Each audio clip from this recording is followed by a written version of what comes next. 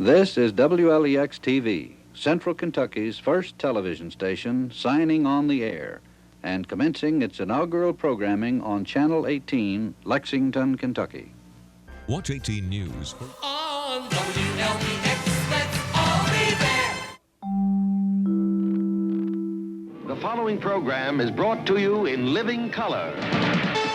18 Action News from Lexington, the heart of the bluegrass. On WLEX, let's all be there. The news people, in touch with people, we're WLEX-TV. Good evening and welcome to a celebration of 50 years of television in the bluegrass. I'm Nancy Cox. And I'm Kevin Christopher. On March 15th, 1955, WLEX-TV signed on the air as Lexington's first television station. There have been many firsts for WLEX-TV, and we'll share them with you this evening, along with 50 years of memories from the people and programs as familiar as family.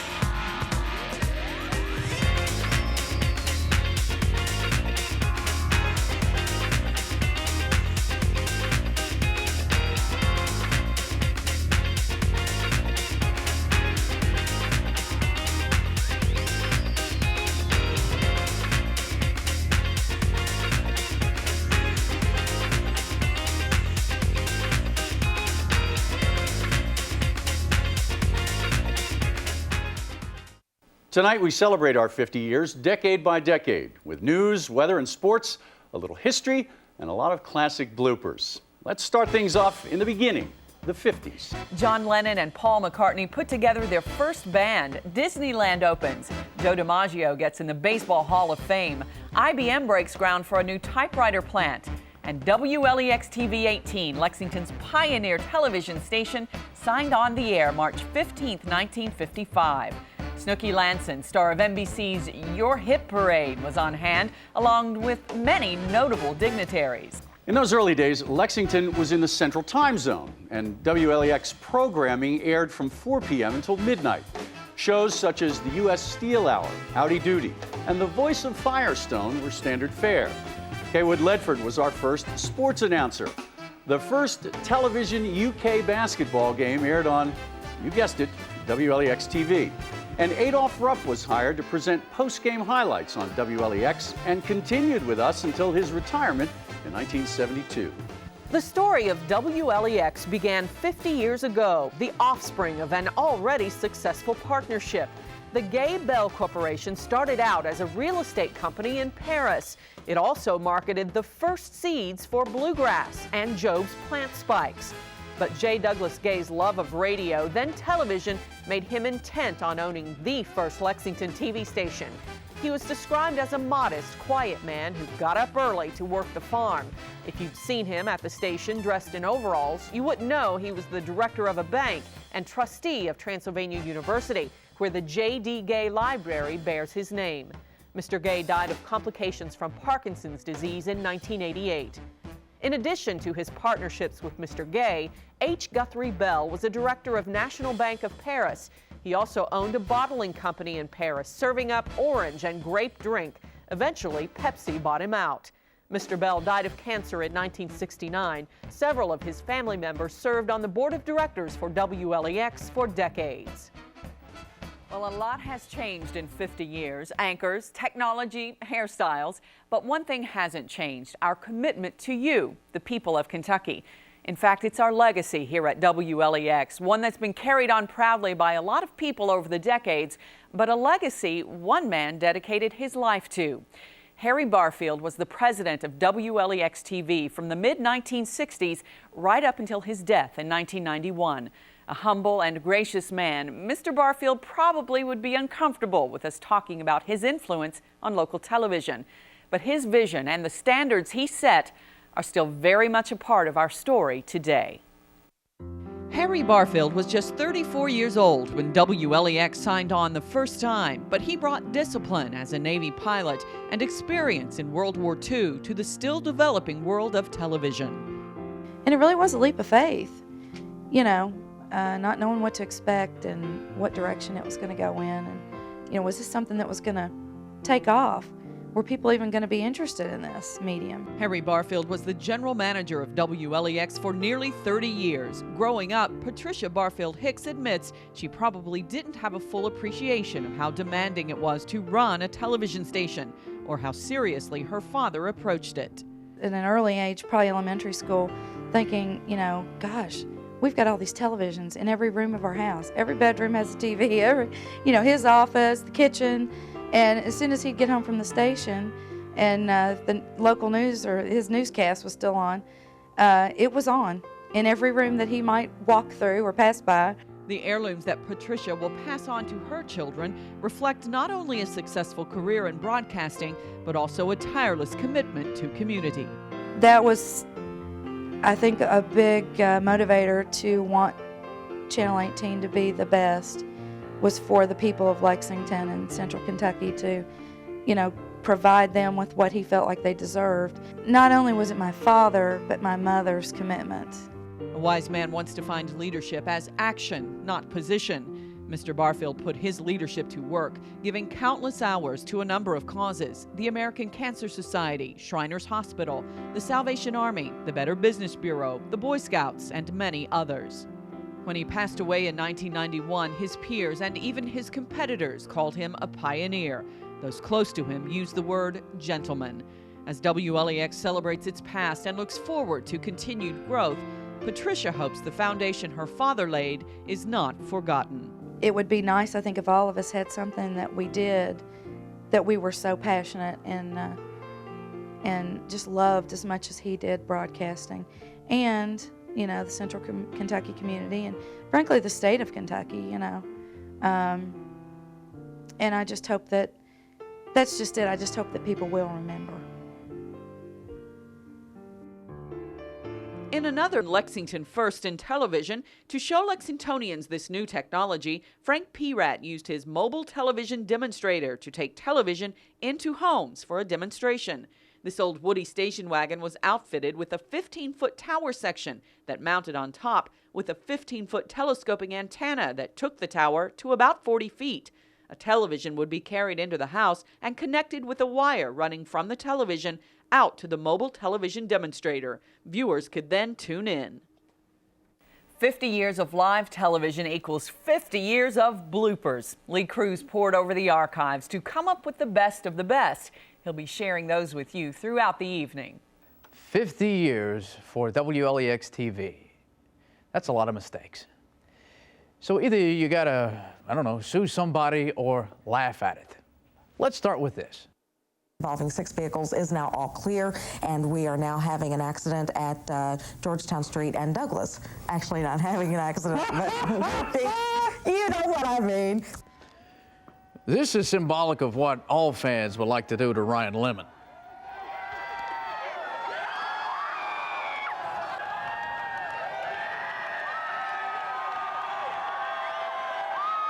But in case history repeats itself, you may want...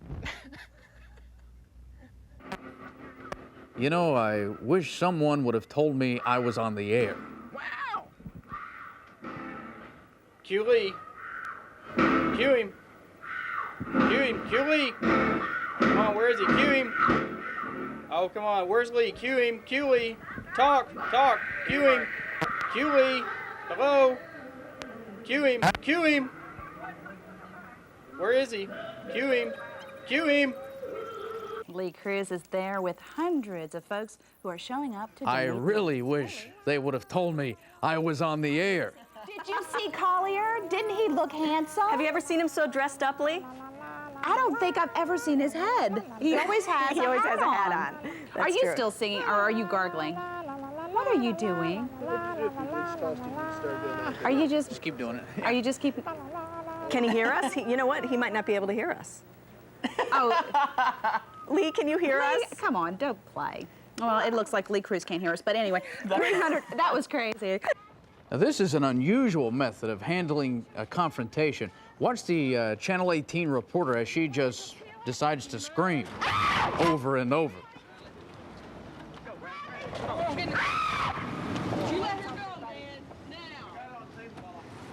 You think, actually, that was a pretty successful method of handling the confrontation.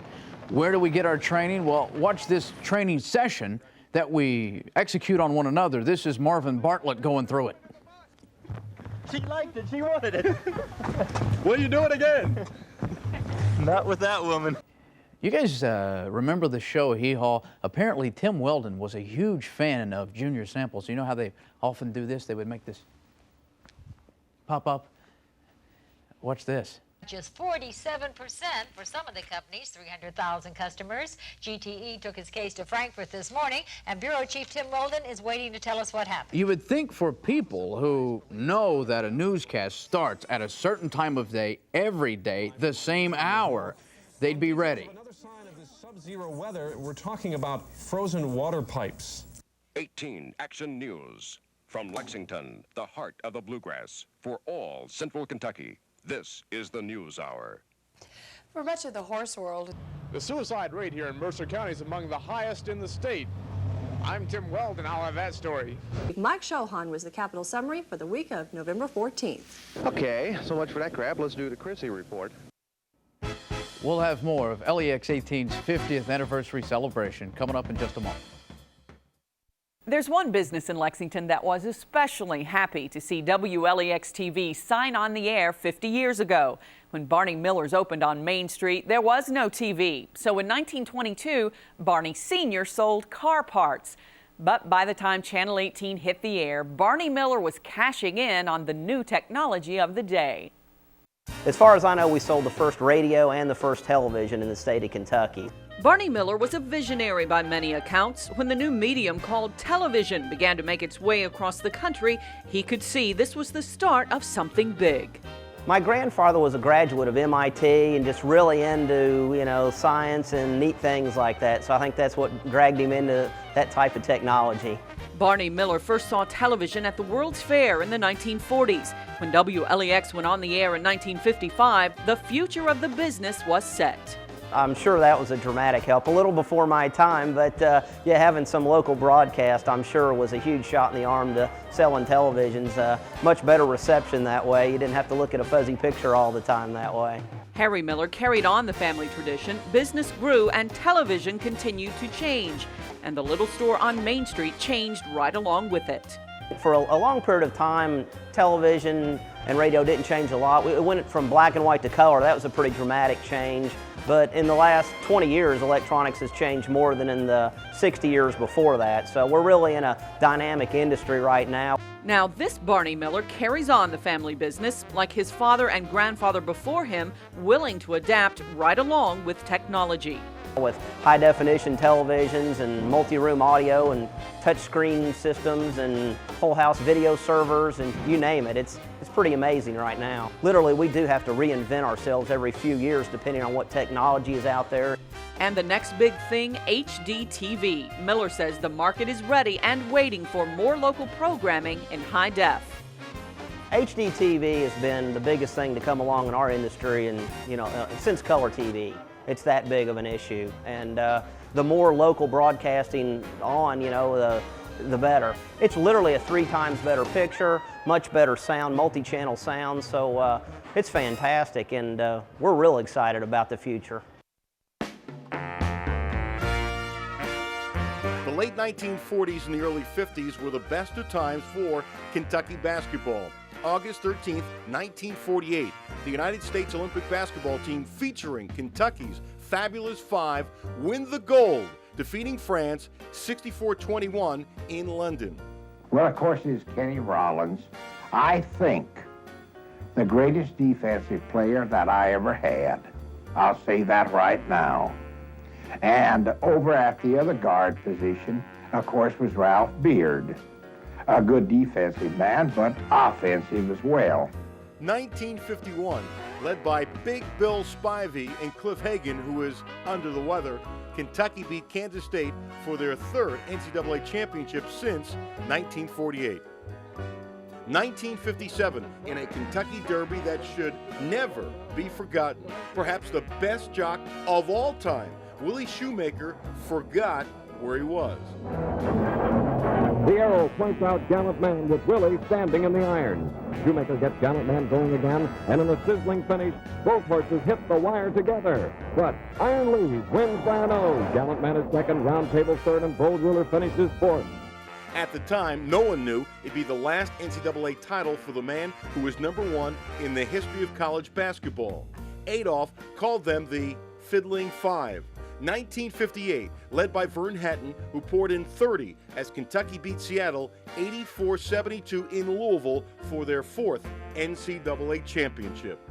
Alan Cutler, LEX 18 Sports.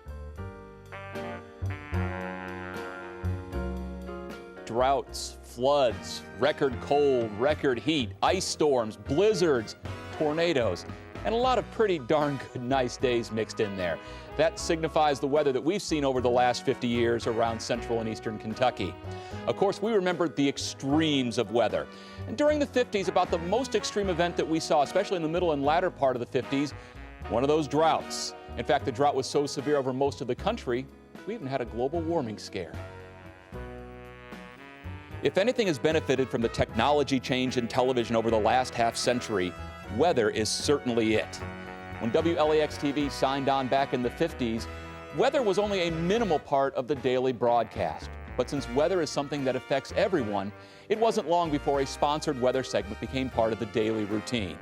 Now, looking back at the old pictures here, I mean, it looks like kind of a cross between a college classroom and Mr. Wizard's laboratory. And I really love the cloud chart. That's something, can you imagine showing an alto stratus cloud coming in here? Looking back at the old pictures, too, one thing that really amazes me is how much ingenuity went into creating something, a product, that really was able to look different. You know, there's a lot of inherent danger with being a news photographer, but sometimes our guys are just accident prone. One is a net to scoop out any dead leaves or, oh, you just. No one was seriously hurt. Oh. We're obviously very bad conditions out here on the road tonight. This is photographer Steve Collier, who volunteered to be stunned. Hasn't been the same since. You want to see how he does about the burlap? Want to go? Let's do it. Yeah, here comes photographer Steve Collier without burlap on the fun side. Now this, I don't know if he hurts himself. We could be liable, but I think he enjoys it. Actually, this is not being supervised by any one of our professional ride operators. Yeah, don't try this at home, kids. But here he comes, and it looks like he's all right. Yeah. Now look at that. Yeah, see, we have some dew on the slide. I hope that's due. I hope that's due, is what I'm saying. I'm not testing it. He may have got the incontinent ride. I'm not.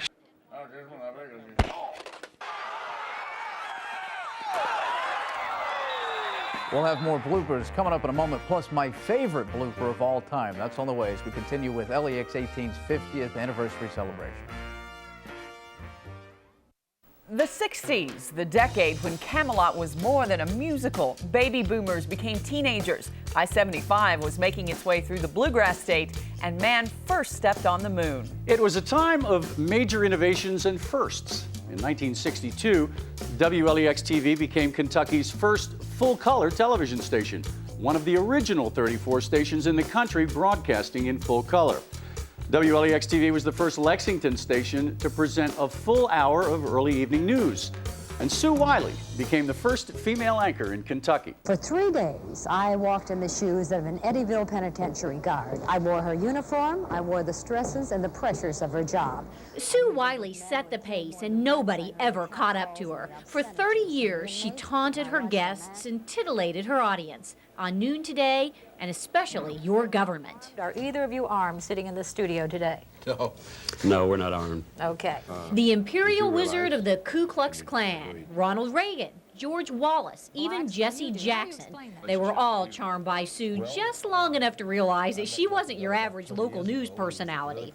Longtime Your Government panelist Bob Hensley says the show with Jackson was one of the highlights of his career. Jackson sat down and he started asking some rather pointed questions, and he started looking at his watch, and he started looking at a couple of his entourage for the signal that, hey, this interview is over, and Sue just kept the show going. And I remember some of the national media people just looking in astonishment that Sue had basically just taken this man and physically sat him down and started the program. You are rushed, you are harried, you seem very uptight here. Are you having any fun at all? You sort of enjoyed it, you know, while you were doing it, and when you got through, you realized that Sue'd already put one over on you before you knew what had happened to you. Why can't you, right this moment, tell us why you took the Fifth Amendment, which has been the question that has puzzled the public for a long time? That's correct. I always felt comfortable, but I also felt like if there's anything you didn't want to have told, you better not go on Sue's program. But Sue's victims are also her friends. If you see Sue Wiley at a cocktail party, or if you see her at Mary Lou Whitney's derby party, she's the kind of person you want to go up to because you want to talk to Sue because she's fun and she's vivacious. Sue's candid, classy, and captivating, and she forever changed the way we do news in Lexington.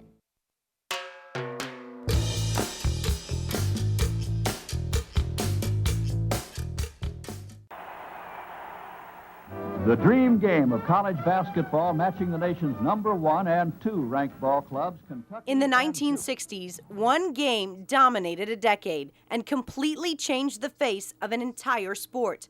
And it didn't even happen in Kentucky. The date was March 19th, 1966. The place, Maryland. The NCAA National Championship game pitted a giant versus an unknown. Tradition versus youth. Black versus white. Kentucky versus Texas Western. Affectionately known as Rupp's Runts, the all-white Kentucky team had only lost one game all season and was the top-ranked team in the nation. This came at a time when some wondered if it was time for Rupp to retire, but the 1966 team changed all that. With guys like Pat Riley, Larry Conley, and Louis Dampier, it seemed like a team destined for greatness. Rupp had recruited guys like Wes Unseld and Butch Beard, but both chose to go to Louisville. Neither wanted to be the first African American to wear the Kentucky blue. It was perhaps more a sign of the times than of UK or Coach Rupp.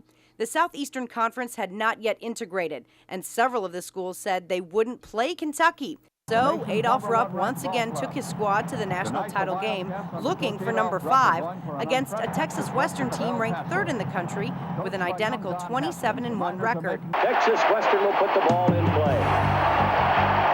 Bobby Joe Hill, 5'10", the playmaker for this fine Texas Western team, the underdogs in this game. He'll set up the play underneath the lap, and he scores! From start to finish, the Miners picked the Cats apart, eventually beating Kentucky 72-65. In the last 2 minutes, we knew we weren't going to get that thing done. It was absolutely hopeless. It was a horrible, horrible feeling. While Kentucky lost that game, it signaled a new era in college basketball, and it's still thought of by many as the most significant game ever played. Before the dark ages of the FCC clampdown, when a person made a mistake such as you'll see, you didn't sweat it so much. Then again, maybe you did.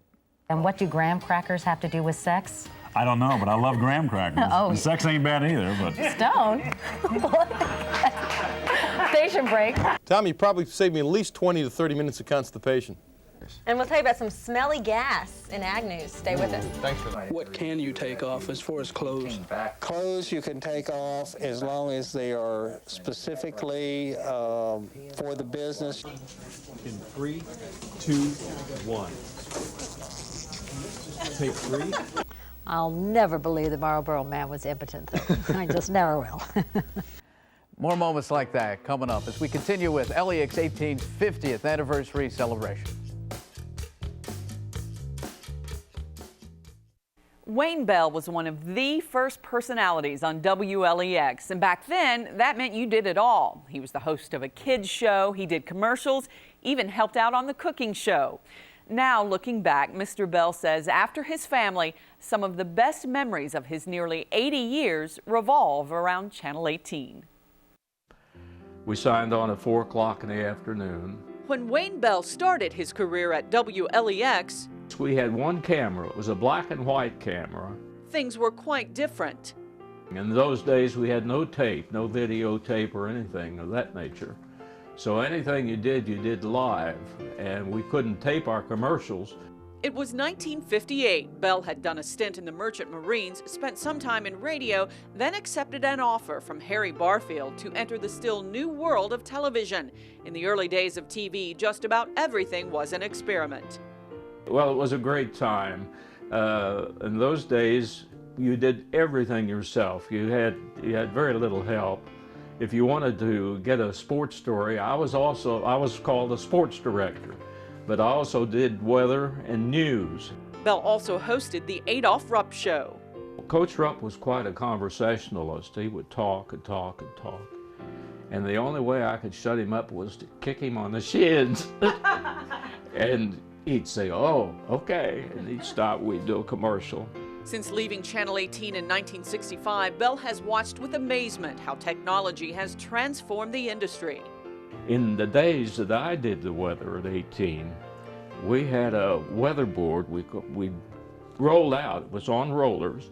You took a magic marker and you drew the highs, the lows, the occluded fronts, where the rain was, the snow, the fog, whatever. We didn't have the radar, all the technology that the people have today. Wayne and his wife Tibby are now enjoying retirement with their family. But television is not just a distant memory. Wayne may have handed down his penchant for the spotlight. His daughter Marcia was Miss Kentucky in 1978. His granddaughter is stage and film actress Laura Bell Bundy. One grandson, an athlete at Notre Dame. Another may follow his footsteps into the world of sports broadcasting. It was my life. The friendship, the camaraderie in which I had with the people of that day still lingers in my heart.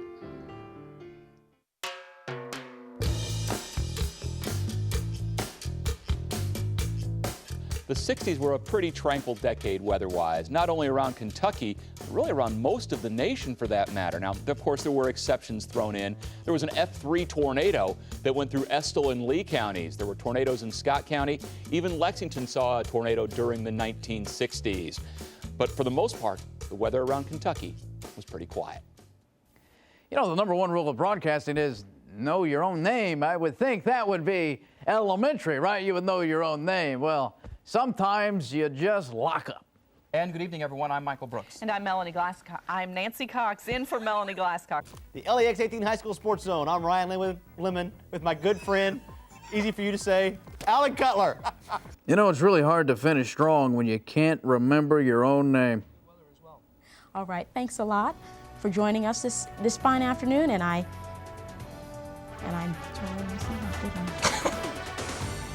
Good evening, I'm Robin Rabbit. And I'm Tom Kelly. Tom Kenny, I should say. Paul Kelly is on assignment tonight. Now, my buddy Carl Nathy here, he just realized his own name. Carl Nathy, that's me, has more in this week's Outdoors Report.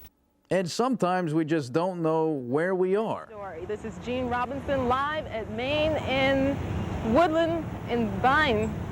Let me try that again. Live at Maine and Vine Street for 18 Action News. Good morning. I'm Lisa Kaplan, in for Dia Davidson. And I'm Tom Ackerman. I'm Bernadette Woods, in for Tom Ackerman. And our reporter, Dick Farmer, is there right now for a live report. Oh. Hey. More coming up in a moment as we continue with LEX 18's 50th anniversary celebration.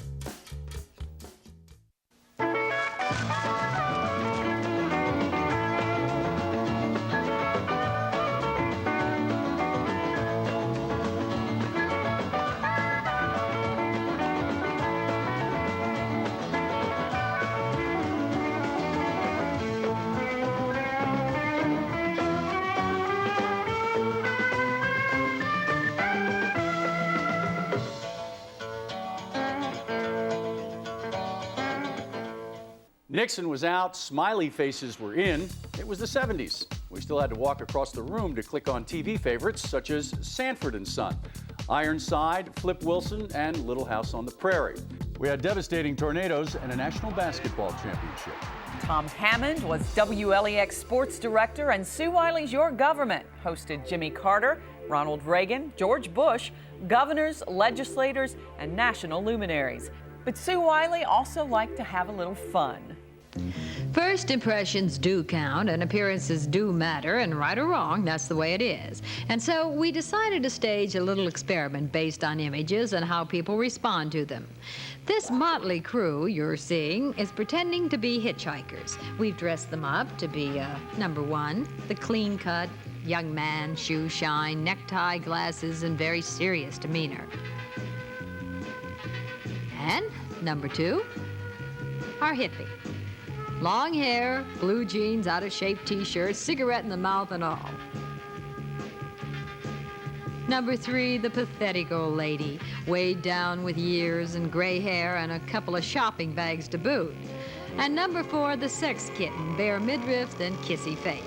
And we stationed these four along a busy Lexington thoroughfare to thumb a ride and see what happened. Well, what happened was that the hippie got no ride at all, not even a single slowdown. And surprisingly, that nice clean-cut young fellow fared no better at all. Not a single car stopped for him, even though he represented the kind of man that mothers always say their daughters should marry. And what's more, that poor old lady, who easily could have been in need of help, didn't get a ride or an inquiry either. True, one car did slow down for a look, but speeded up very quickly after it got it. The only one in the group who had any luck at all getting a ride was, well, guess who? Miss Bare Midriff. Hitchhiking is a dangerous game and a hard one, too. This is Sue Wiley reporting for Channel 18 News. Henry Kenyon, a longtime and beloved member of the WLEX-TV family, has seen a lot of changes. He was here at the very beginning. For 35 years, Henry Kenyon's been part of the WLEX directing staff. He remembers the 1960 Channel 18 and its first studio camera very well. Yeah, well, it had a joystick like an airplane. And how many? We flew it like an airplane. How many cameras do we have in the studio? One camera, no camera person. And the talent was in there all along? All along. We had 3 lights mounted on the camera. We had green, yellow, and red. Like a traffic light? Right. Well, that sounds pretty basic, but not as basic as the way you cued the talent from the control room. I said, well, since they always complain about us making noise, why don't we stomp on the floor? So we devised a set of signals. Stomp 3 times meant 1 minute. Stomp twice was 30 seconds. And when you stomp the last time, shut up. It was exciting. You know, to come into an industry that was bigger than life, like being in films, I had the impression that when I came out here that I would see stars, Wayne Bell, and all those guys would be riding up in limousines. And I waited around for 5 days. I would run to the door, and I didn't see a limousine, or I didn't see a chauffeur.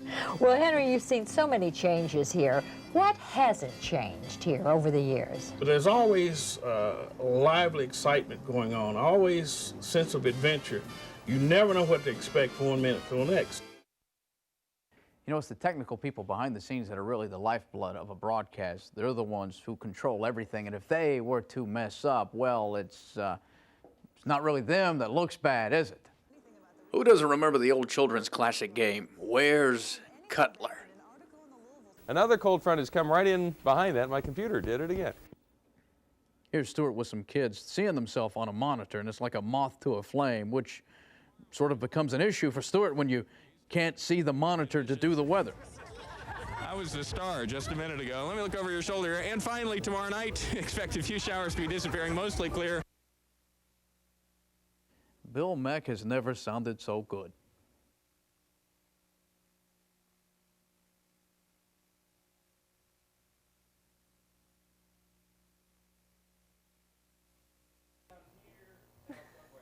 We can't hear him either. Come on over, Bill. You got it, pal. You know, this may be a first on live yeah, TV. this proves that this is live TV, doesn't Let me it? borrow this, John. Here you go, buddy. Okay, now if you'll go ahead and be so kind as to take the graphics full screen, please. We'll go ahead and check out LEX-18 Storm Tracker dual Doppler as well. Can you hear me now? I can hear you now, Lee. Carry on. Let me grab my backup clicker here. Here, catch. Okay, that one gonna work. Okay, that one doesn't work either. I'll go to the backup clicker. Excuse me just a second. Don't leave your seats. Where is the backup clicker? Oh, my. There it is. Oh, she's probably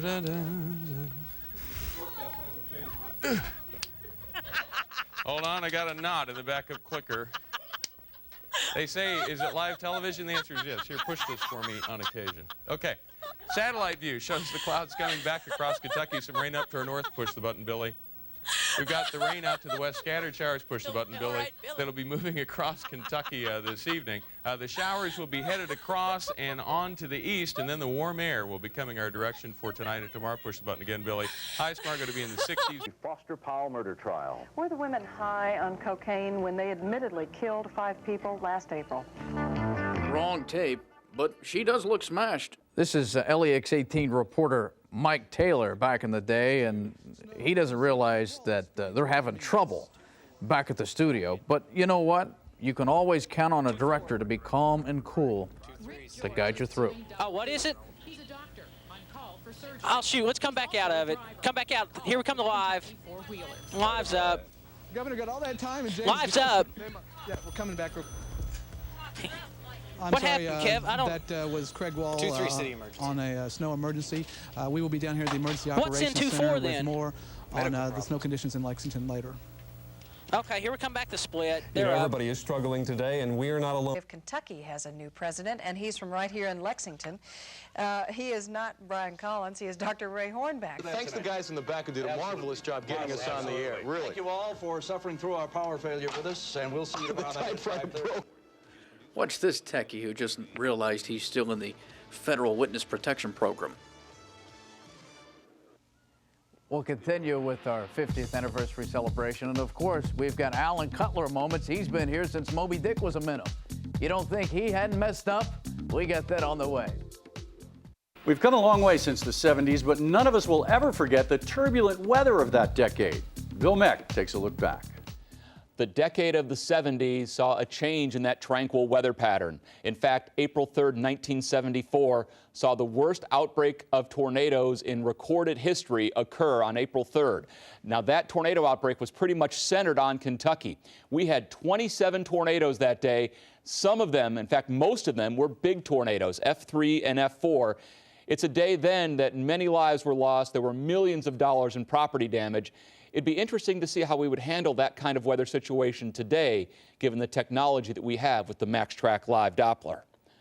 By the late 1970s, thoughts changed from tornadoes and severe weather to cold. In fact, the winters of record occurred in 77, 78, and 79. These winters were so severe, not only in Kentucky, but nationally, that some folks were even thinking an ice age was beginning. As time advanced from the 60s into the 70s, the weather product began to change, and the more traditional weather guy that you're used to seeing came into being. This was also a time, though, when graphic content was very limited.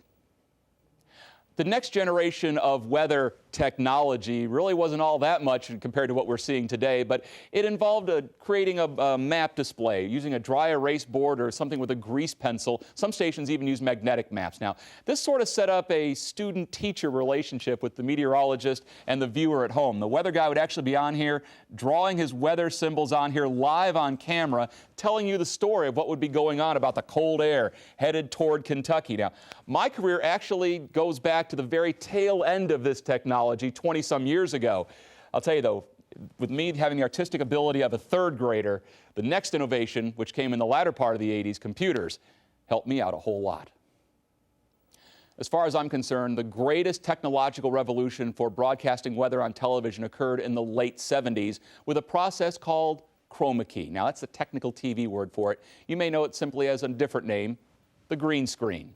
The green screen is really, that's all that's ever behind me. That's all when we're doing the weather that is ever back there. The process, how it works, anything our eye, the human eye sees as this color green, the camera is going to see as weather map or whatever source we happen to want to put back there. In fact, it allows us to advance from that simple technology of one map drawing on it to showing you literally an infinite number of possibilities, more graphics, more ways to help us tell the story about the weather. And it also allows us to have a little fun along the way because you can make the weather guy disappear.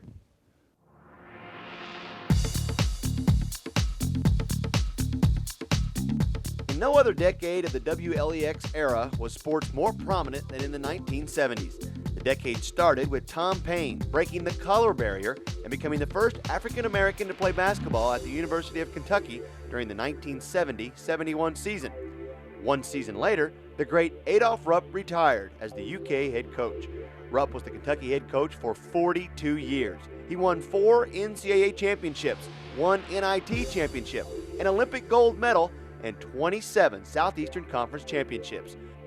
When he retired, Rupp had 876 career wins, a record at the time that stood for 25 years until Dean Smith broke it in 1997. We had a lot of fun.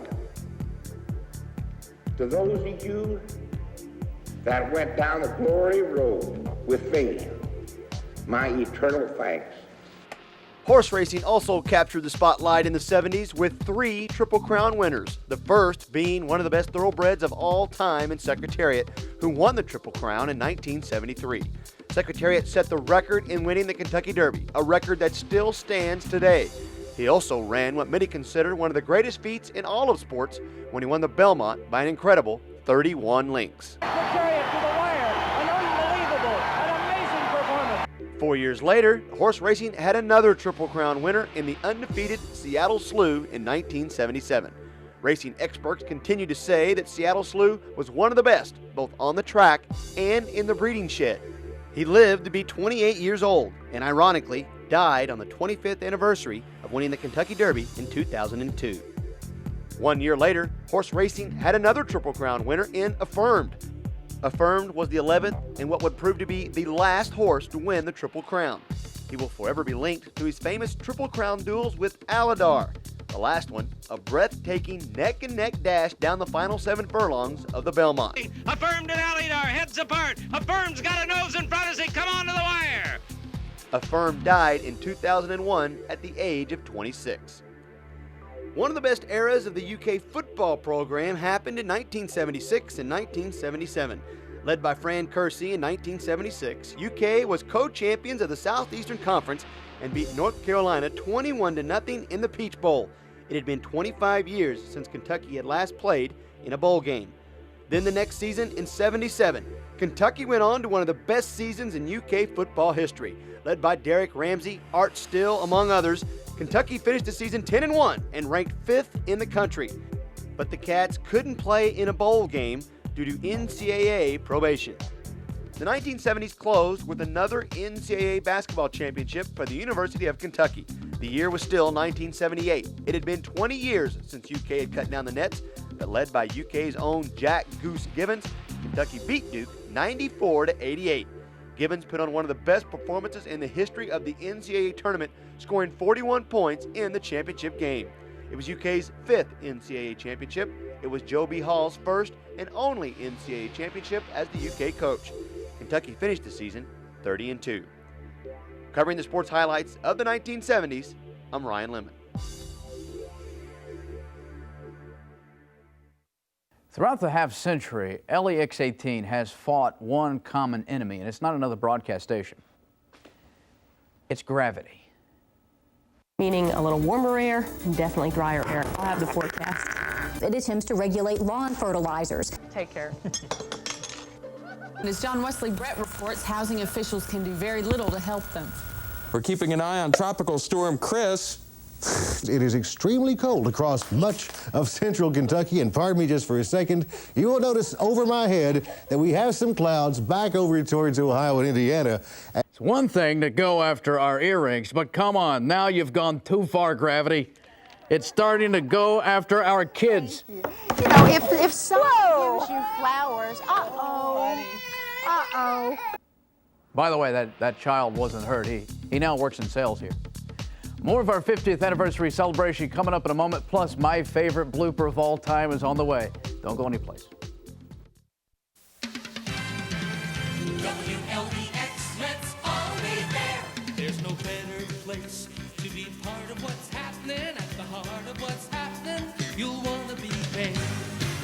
fresh and exciting. 18 News is inviting. Our quality showing, and together we're growing. It must be WLEX. Let's all be there.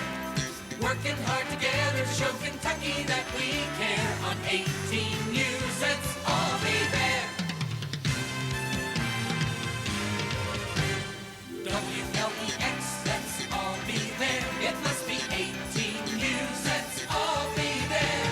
Kentuckians all together in the moments that we share. On WLEX, let's all be there.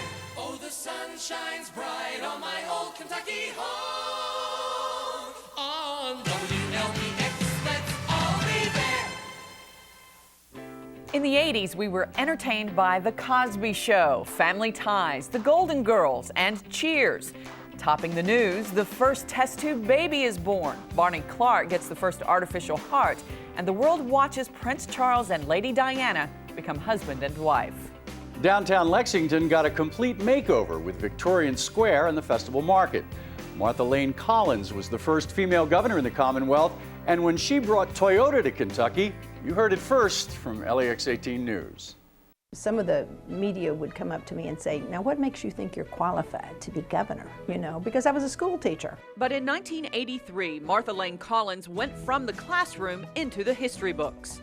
I think it was good for Kentucky. I think it's still good for Kentucky, frankly. The Shelby County native never dreamed of being governor, but was drafted into politics by Wendell Ford. 3 campaigns later, for Supreme Court clerk, then lieutenant governor, she became the first and still only woman to be elected governor of Kentucky.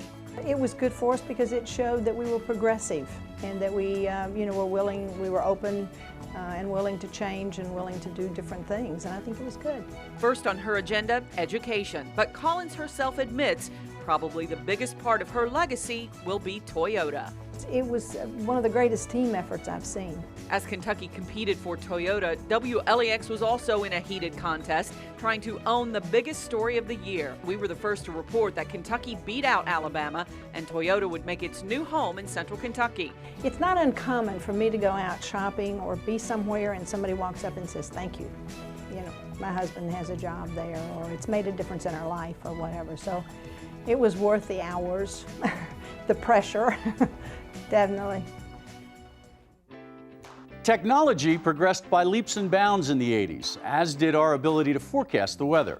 Bill Meck explains. As we transition to the 80s, the cycles of nature continue, and we saw weather similar to what we saw during the 1960s. The weather during the 1980s was pretty tranquil for the most part. One of the big reasons why it was so tranquil is because we were suffering through some very severe droughts.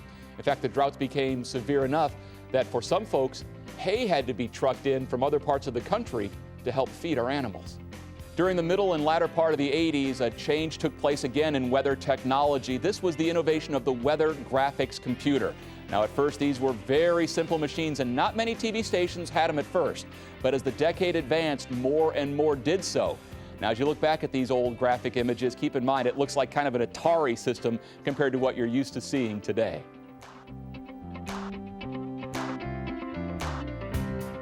The 1980s were filled with change and controversy, especially at the University of Kentucky.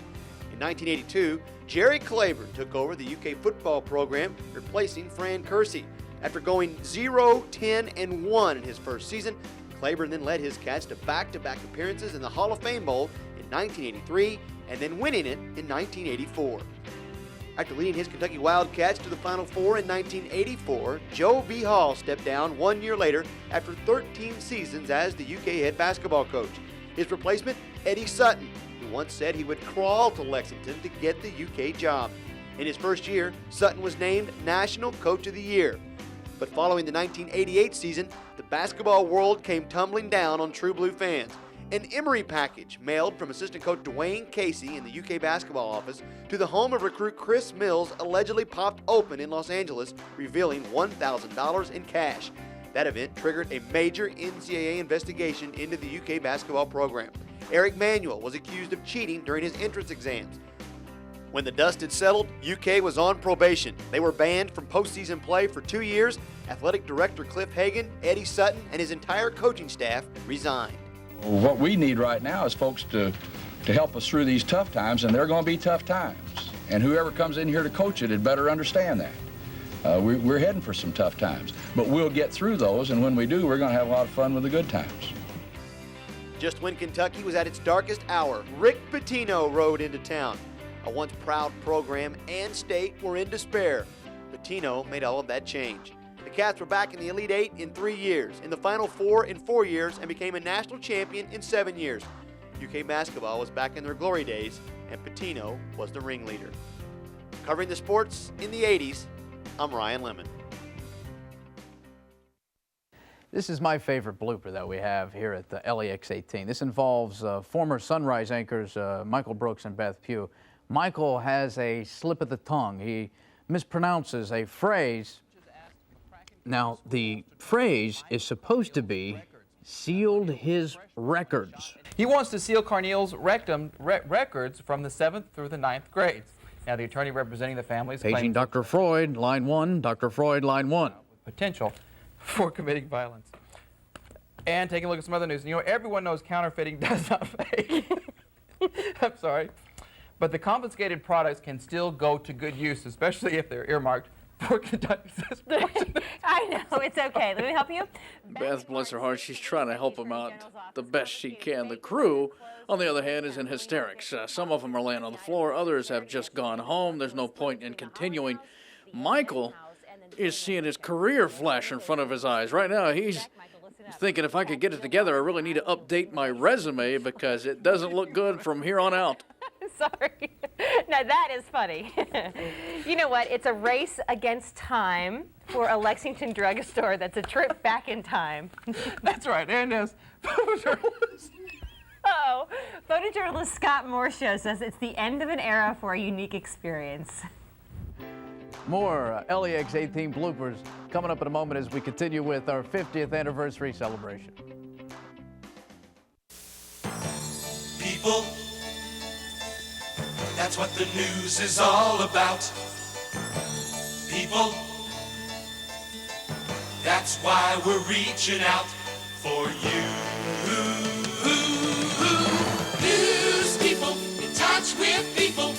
We're 18 Action News. The news people, in touch with people. We're LEX-TV. You know, sports in this town's just not the same as it used to be. There's no excitement. I can remember when every game was the most important game, and every win was like a championship. Now there's no intensity, no killer instinct, but all of that's going to change. Why, Coach? Why? I'll tell you why. Alan Cutler's back. Alan Cutler and 18 Sports on the move.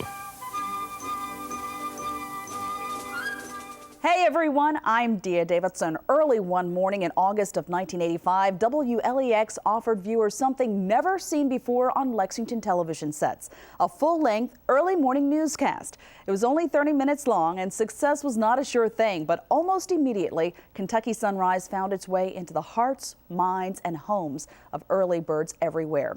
The show and the colorful personalities on the show quickly became a vital part of Central Kentucky's morning routine, and for nearly 20 years, the relationship has only grown stronger.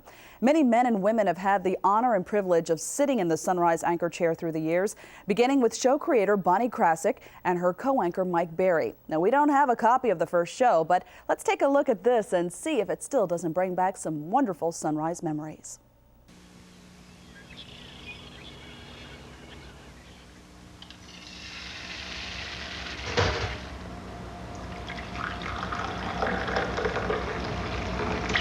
WLEX-TV, Lexington. Good morning.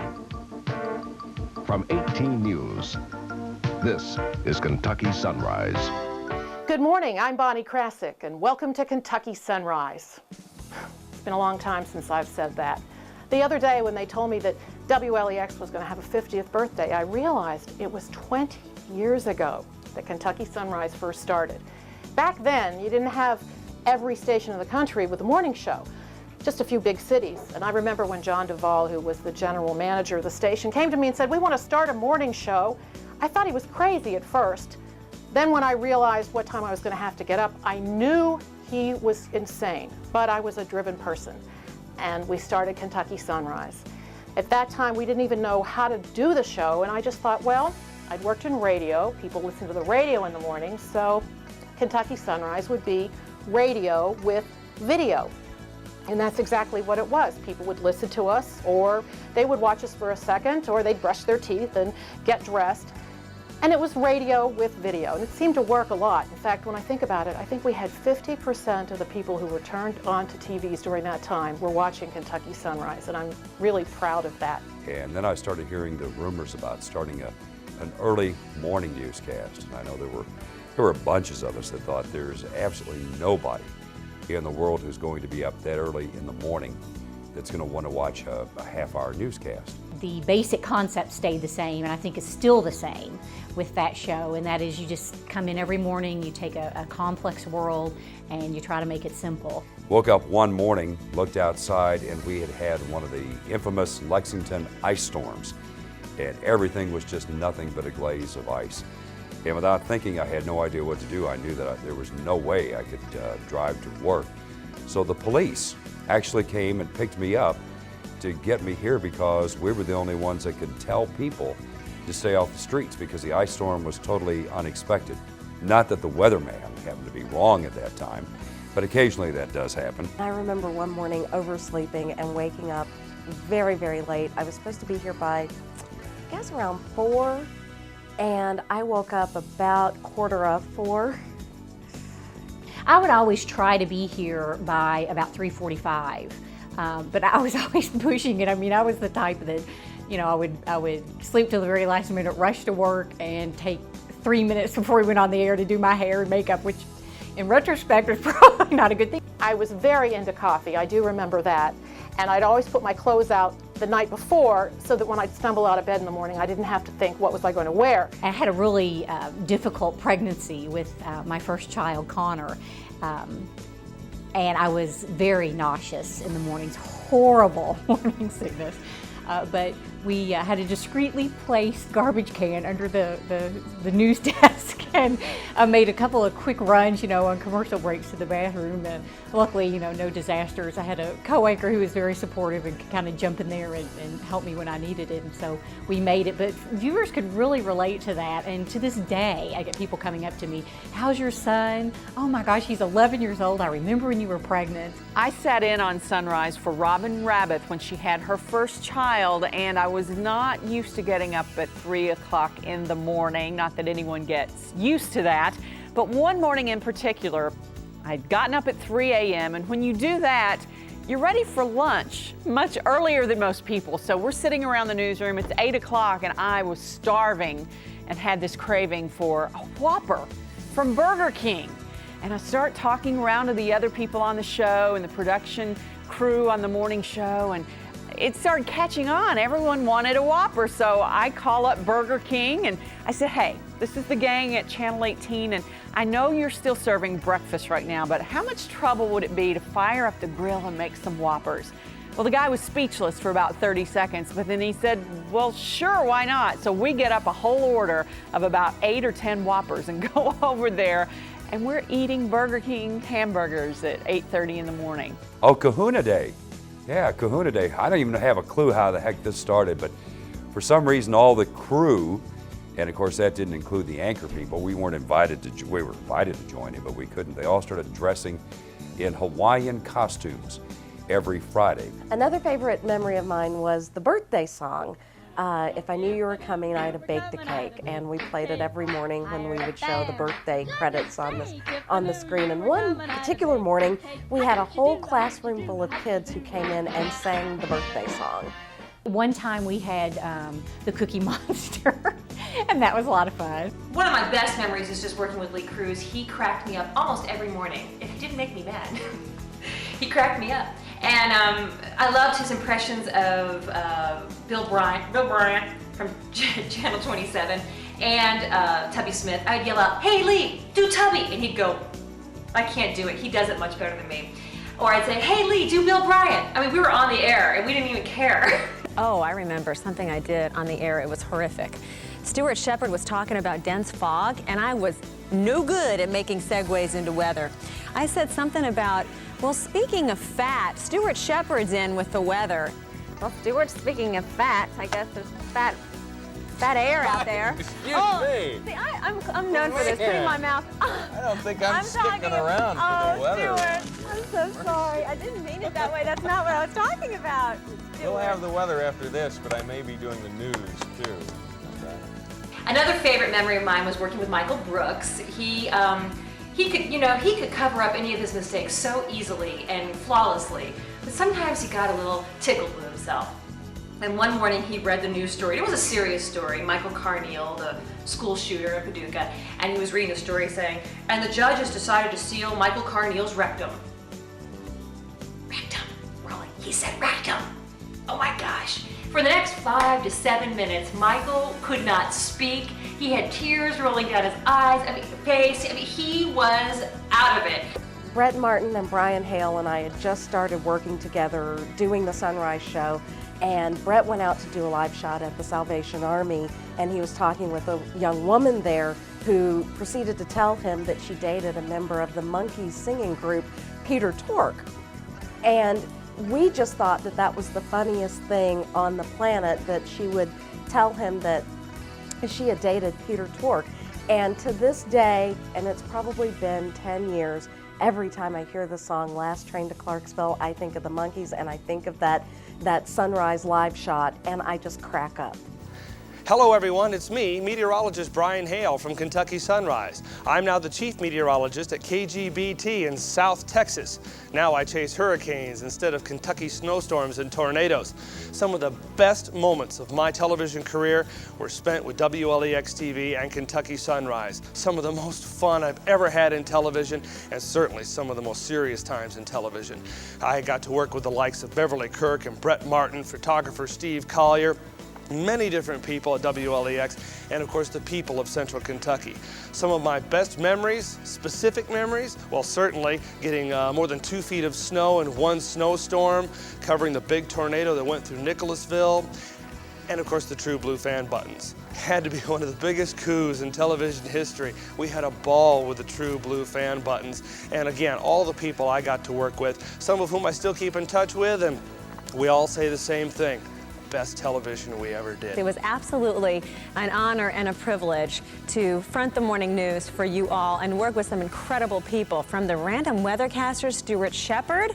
Boy, he helped me cut my teeth. Gary Johnson, Brian, he was a little kooky. I just wanted to say what a wonderful job all the people behind the scenes do, and a lot of people don't realize how many people it actually takes to put on a good newscast, and all the news gathering and the effort that goes on, and the producers and the directors and the camera people.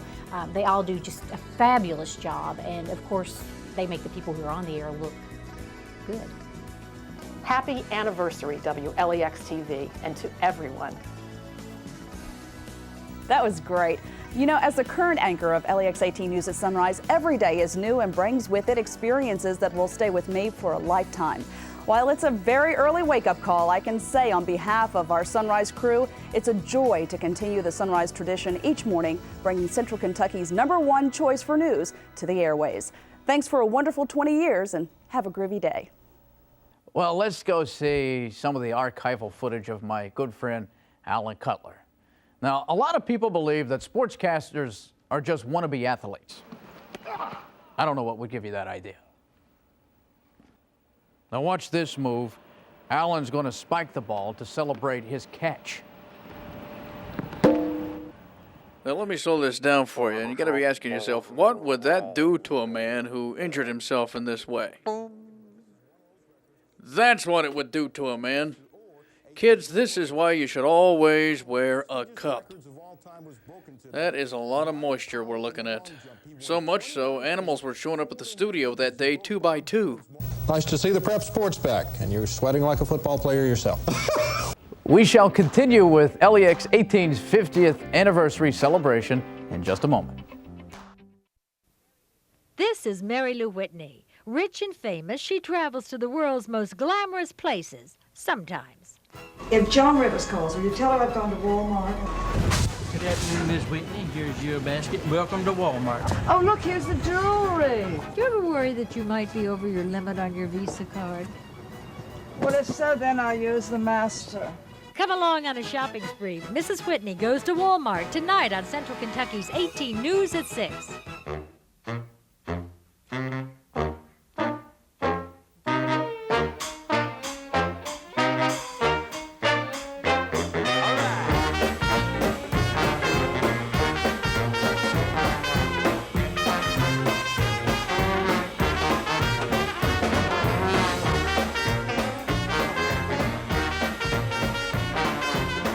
Watch for the real people at a Peacock near you.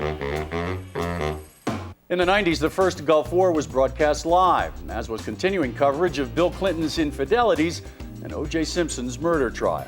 Jay Leno succeeded Johnny Carson on The Tonight Show, and we were hooked on Friends, Frasier, Seinfeld, ER, The West Wing, and Law and Order.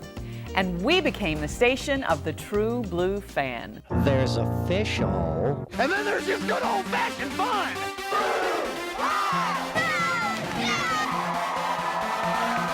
Man, I'm glad I picked Kentucky. Who'd have thunk it?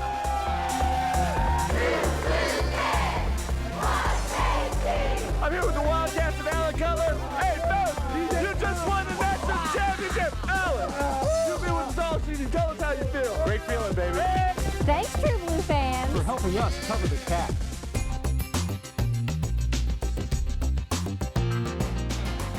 $1992, in what many are still calling the greatest NCAA tournament game ever. Kentucky almost beat the defending champs from Duke. Woods! Yes!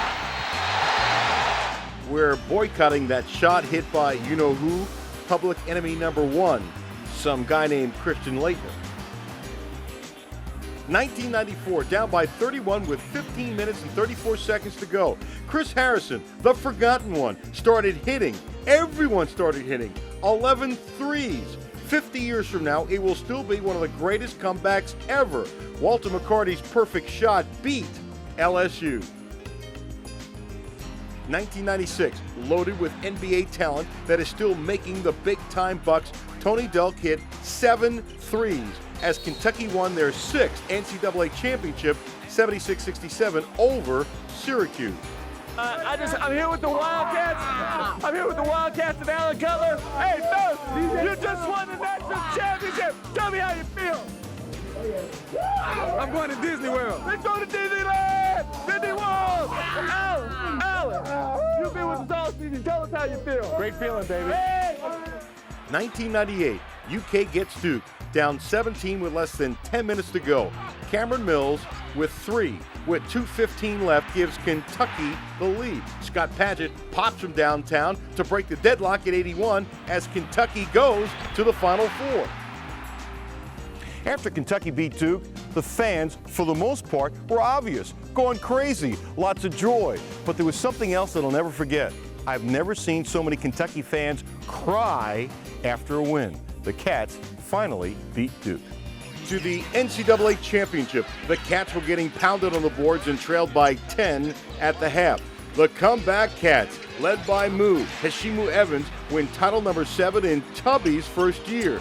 It was the largest halftime deficit in an NCAA basketball championship. Alan Cutler, LEX 18 Sports. You know, watching this next segment, it's hard to believe English was our first language. Both Barnes & Noble and Joseph Beth Booksellers have Harry Potter that's hard to say. Harry Potter parties planned for tonight and tomorrow. Taunting and teasing. How much can... You know, with Brian Hale, it's not that he can't talk. It's just that apparently he can't see to read the prompter.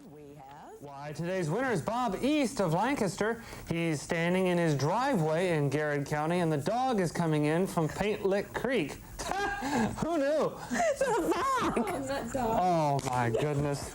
Now I've lost the ability to read. Oh, that's great. The fog is coming in. I can't see any dog. Thank you, Bob. Thank you so much. We're getting 8 pieces of KFC. Oh, well, it's heck having English as your second language. Loser. Yes, I know. Yes. Who Who knew? Anyway, coming up, another look at the weather, and we're going to be looking at the national headlines. Brett? He says he'll prove the validity, I can't say prove the Kara testing then, excuse me. Excuse me.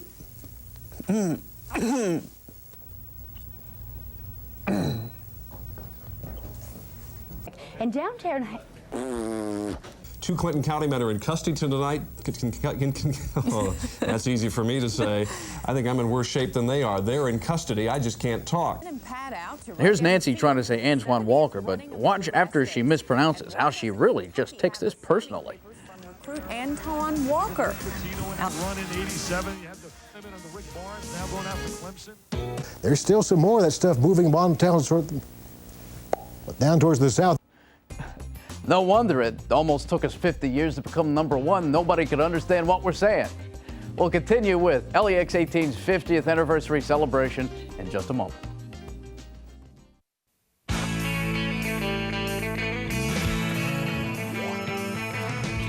No one told you life was gonna be this way.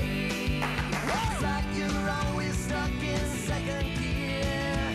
When it hasn't been your day, a week, a month, even your year. But I'll be there for you, 'cause I'm there for you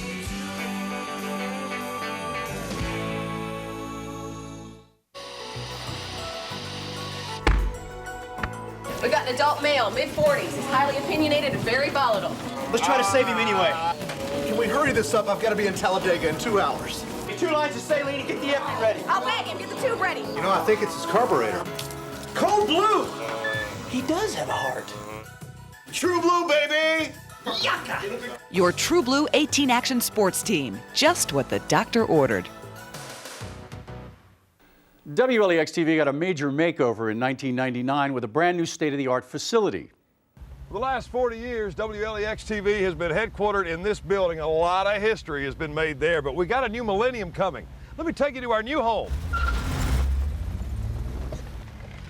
Here we are. Make it look now.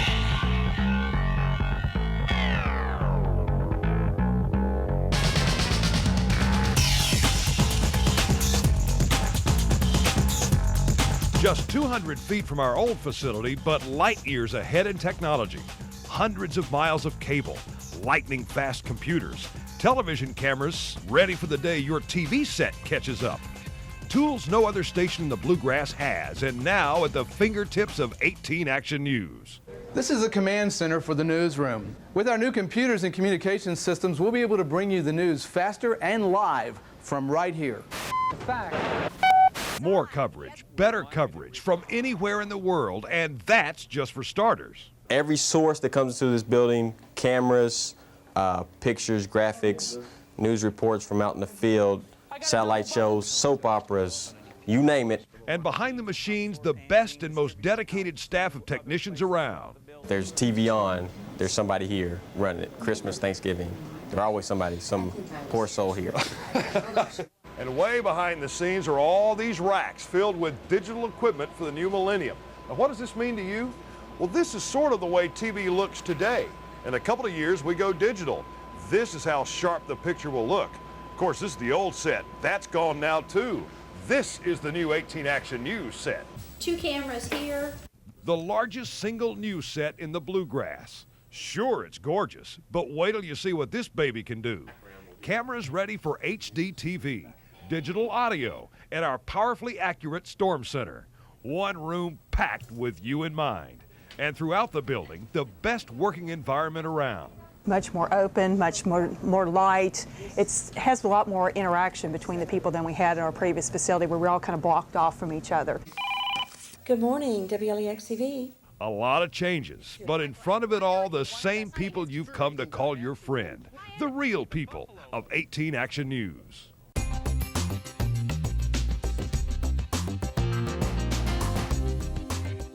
As we began to report the weather more thoroughly in the 1990s, Mother Nature cooperated by putting on a dazzling array of weather.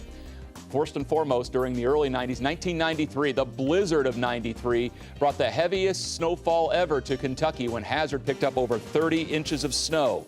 That was followed in the winter of 1994 by an epic snow and ice storm followed by absolutely brutally cold temperatures. In fact, in Shelbyville, we set the record cold for the entire state of Kentucky during that severe cold outbreak. One thing we haven't talked much about is flooding. And of course, flooding is our biggest weather concern, especially in eastern Kentucky. In 1997, we saw a tremendous flood take place in central and eastern Kentucky, with Falmouth probably being the hardest hit town. With all that flooding that was going on in the hilly terrain of eastern Kentucky, flash flooding is always a big concern for us. Of course, as we got into the latter part of the 90s, it was droughts again that played a role, so the extremes come into play once again. One of the events that's most often talked about with weather was the 18 inches of a dusting. That occurred back in 1998. Now, okay, in my defense, I was not here for that. I cannot be blamed for that forecast. As it was, spectacular amounts of snow fell across the area, and it's a winter that was otherwise snowless, except for that one little period in early February. As the 1990s advanced, so did the power of computers. And you may have noticed it at home with your home computer, going from a very simple machine into the complex things that we now enjoy today. Weather graphic technology took the same kind of leaps, going from that blocky Atari look that we had early on into something very professional, very high quality, almost a movie-like quality to our weather animations and graphics. With that change in quality, it made us easier to help tell the weather story. You know, TV guys have a tendency, and I'll be honest with you, to be a little soft. Sometimes we get out of shape. Tell you what, let's do it. Let's ring the dinner bell for every deep breath we take. Here we go. 3, 2, 1. The streaks are over. Not one streak, but two. Number one, this is the first time Bill Curry has won a game on AstroTurf. Number two, Kentucky no longer has the longest losing streak in America, and they earned it. They punched Indiana right in the mouth. Cats win 17-10. At Indiana, Allen Cutler, 18 Action Sports. It's open window season, not enough air, but there are contracts to fix it. I'm Will Murphy. Well, what you'll have to do, Bev, is kind of forgive me because I was speechless out there just a while ago. It is great, and we have 70 for the official high for today. 47, by the way. That was the low this morning. Now, let's talk about the current conditions as we look at SkyCam. Clear skies, 66 degrees, humidity at 36%. Pressure is falling at 30.14, winds from the south. I love this moment here with Jeff. It's like we shot this at a high altitude. Get this man some oxygen, would you please? Also shows I am grossly out of shape, too. Have to work on that. Some more of our shameful moments as we look back 50 years. You're watching LEX 18. Here we are today, 50 years later, and still leading the way. WLEX-TV has been awarded the best newscast in Kentucky 3 of the last 5 years by the Associated Press. And now, LEX 18 News is the #1 rated news station in Central Kentucky. Weather coverage is an important element of our success. Here's Chief Meteorologist Bill Meck with the latest advancements in weather reporting. During the first years of the 21st century, tornadoes have taken center stage in our weather extremes. Seems like Pulaski County and Laurel County have taken the brunt of these storms. Areas around Science Hill have seen a couple of tornadoes, and of course a large tornado went through downtown London. It was amazing, though, with these storms that very few injuries occurred. The most spectacular tornado, though, occurred on May 27th of 2004. With that tornado that came into the northwest side of Lexington into Masterson Station, it was an F3 tornado. Miraculously, there were no serious injuries and nobody was killed, even though there was some complete destruction of houses that took place. It was a very fortunate event. Perhaps the advance in technology with the MaxTrack Live Doppler could have had something to do with that. No discussion of historical weather can take place in Lexington without talking about the ice storm. In that weekend of February 2003, more than an inch of ice coated trees and power lines, knocking power out to more than 100,000 people. By the time the lights came back on more than a week later, well, the scars of that storm can still be seen even today if you look up in the trees. What may be the greatest technological leap and certainly one of the most important in terms of a life-saving tool, we did that early in the 21st century here at LEX 18. That was the purchase of the MaxTrack Live Doppler, a tool with the power and accuracy unparalleled anywhere else in Kentucky.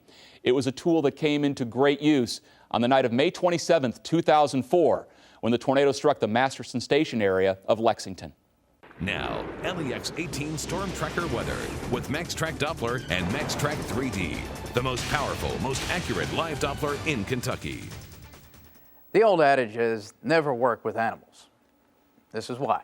Who can forget that special moment of live television when Suzanne Farmer got married? Good luck. Come here, llama. Give me a kiss. All right. And now these guys are Her husband, Fernando Llamas, wasn't much of a looker, though, was he?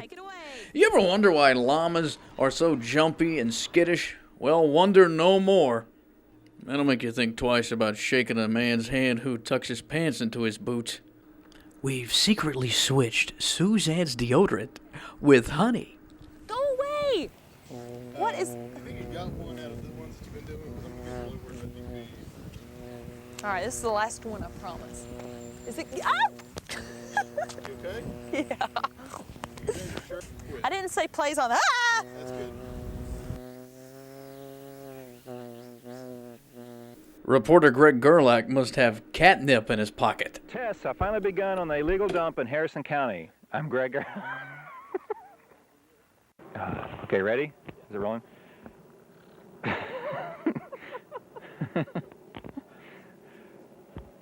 Tests have finally begun on the illegal dump in Harrison County. I'm Greg Gerlach, and I'll have...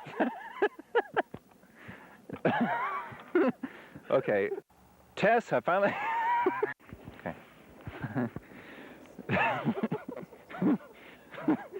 Get off. Tests have finally begun on the illegal dump in Harrison County. I'm Greg Gerlach, and I'll have that story. You think Greg had trouble? Tim Weldon's underwear must have been made of catnip. And oh, by the way, if you ever wonder why field reporters sometimes resent anchors, listen and watch the way they laugh at his near-death experience. Connection News.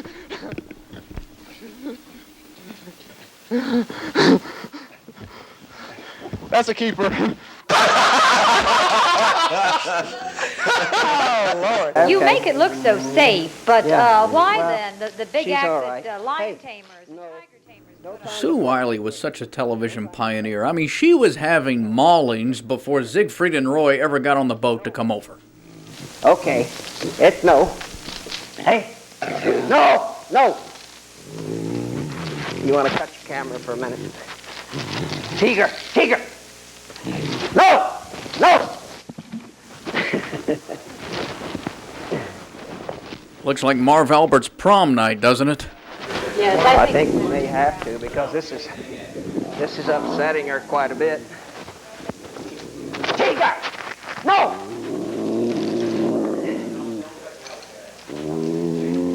Come, you just hold that chain for a minute. I hate to question anyone's intelligence, but if a man says, hey, could you hold his chain, and on the other end of it is a tiger who's a little disturbed, I wouldn't do it.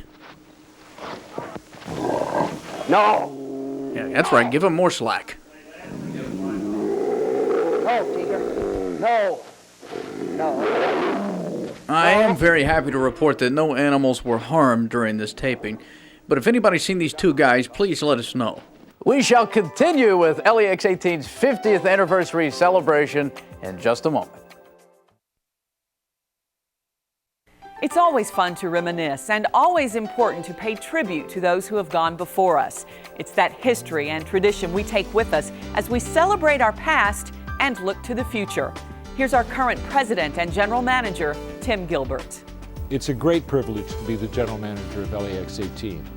I have the opportunity of working with a group of people who operate at a very high professional level, both within the station and within the community. And I count it the highest point of my professional career. I think the future for LEX-18 and for the television business is very bright. We are just on the verge of entering the digital age, which I think will change dramatically how we view television, how we use television, and how television interacts with our lives. On a local level for LEX-18, our franchise has been and will be local news and interfacing with the community at large. and I think we are well poised to do a responsible job of that. I would like to thank the viewers of LEX-18 for their continued support. In a real way, you are our customers, and we take that very seriously. We hope we can continue to live up to the standards you have set for us and continue to serve the community in Central Kentucky as a whole. 50 years together. What better reason to throw a party? And we did just that. Recently, the WLEX-TV family, new and old, gathered in celebration.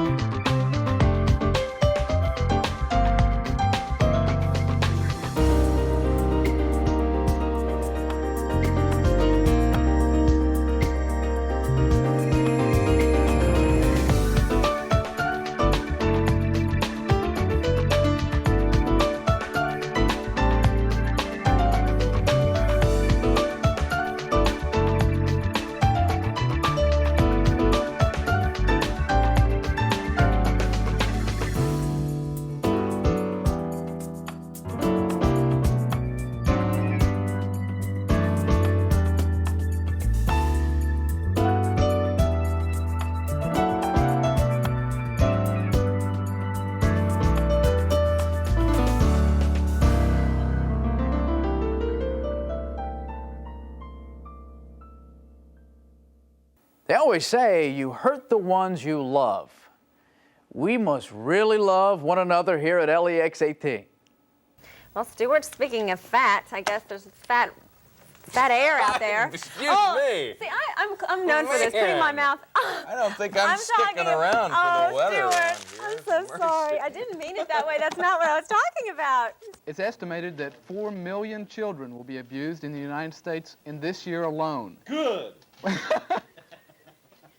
This is one of the great practical jokes that Stuart Shepard played on Robin Rabbit. He brought some of his mother-in-law's delicious dessert in, and Robin thinks she's enjoying this off camera, but of course Stuart is in cahoots with the crew. Scattered across Ohio.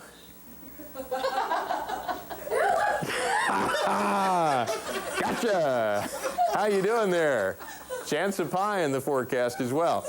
Mike Berry and Sue Wiley might as well just start slamming each other with mama jokes. Today, but Mike Berry has a big butt, and I don't want to hear it. Whoops. Beg your pardon. I certainly do not. I'm not that big at all.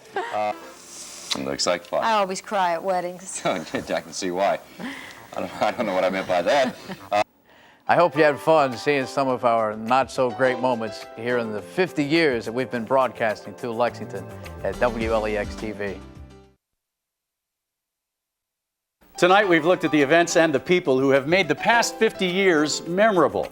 And now, we look ahead to many more years of bringing you the best in news and entertainment. Thanks for joining us. And from everyone here at LEX-18, good night.